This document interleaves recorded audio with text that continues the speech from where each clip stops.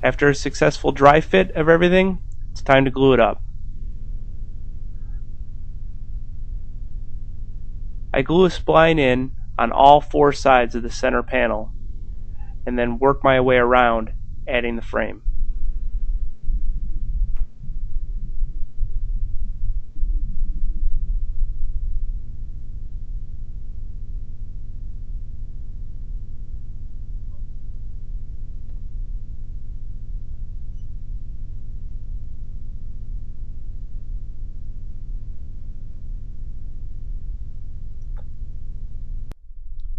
Adding the splines makes a really tight joint, but you get the added benefit that it keeps everything aligned during glue up.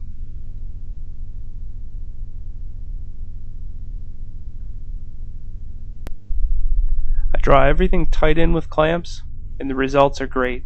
The miters are tight, and the frame is tight to the center panel all the way around.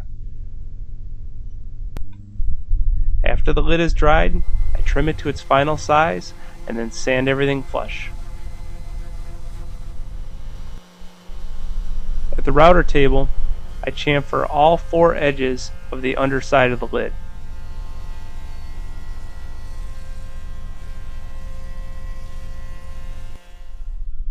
I really think this is a nice look. It makes the lid not appear so thick and creates an additional shadow line where the lid meets the box. The exposed spline joints are great too.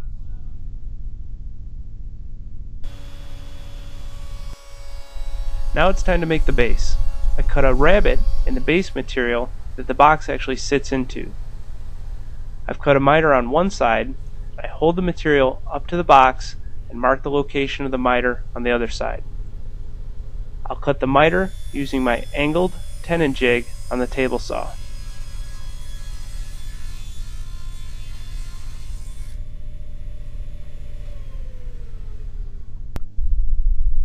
Work my way around the box until all the miters have been cut and do a successful dry fit.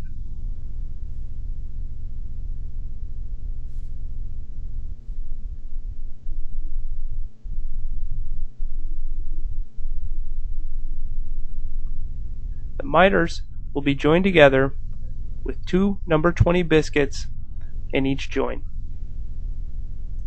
I mark the location of the biscuits. Clamp the workpiece to the bench, cut the biscuits into the end of the board.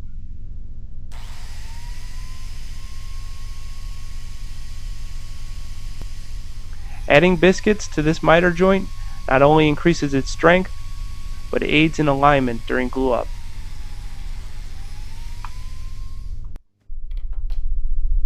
Now it's time to make the arches in the base pieces. We're going to use a technique called pattern routing. I make a full-size pattern out of 1/2-inch plywood by bending a flexible strip and drawing a curve.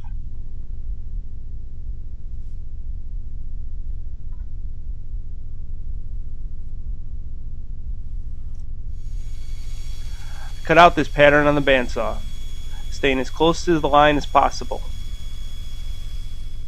After it's cut, I'll fair the curve using a flexible sanding strip.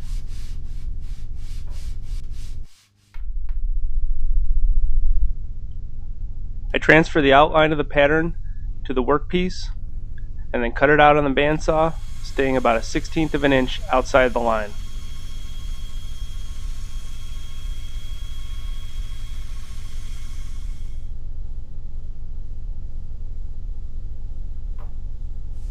I temporarily adhere the pattern to the workpiece using double-sided tape.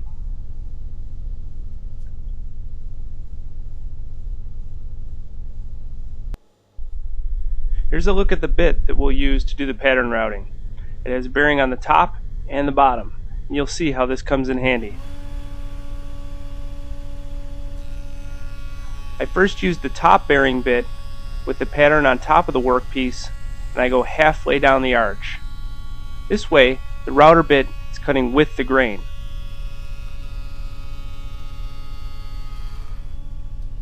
Stopping at the halfway point, flip the piece over, and now I have the pattern on the bottom, and I'll use the bottom bearing bit to ride against the pattern and cut the other half of the arch.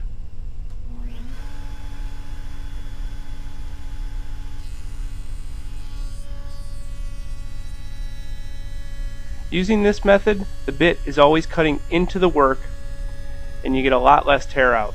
It's a really nice bit to have.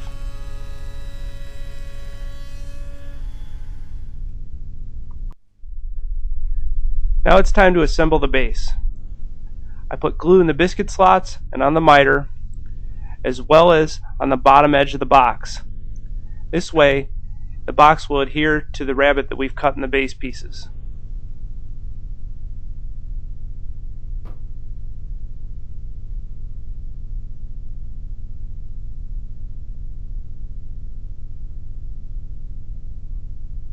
These corner clamps come in handy for holding things steady as I work my way around the box.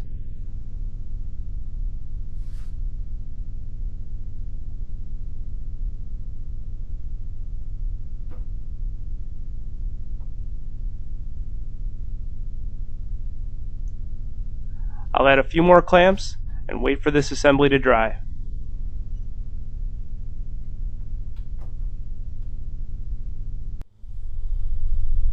After the base is dry, it's time to add some corner blocks. Each block is held in with 2 number 20 biscuits.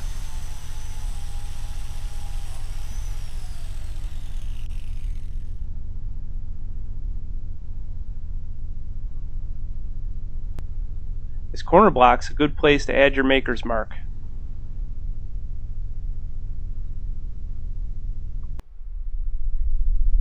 I need to make 3 mortises for hinges on the top edge of the back panel of the blanket chest. I'll do this by constructing a simple jig that will guide the router to cut the mortise.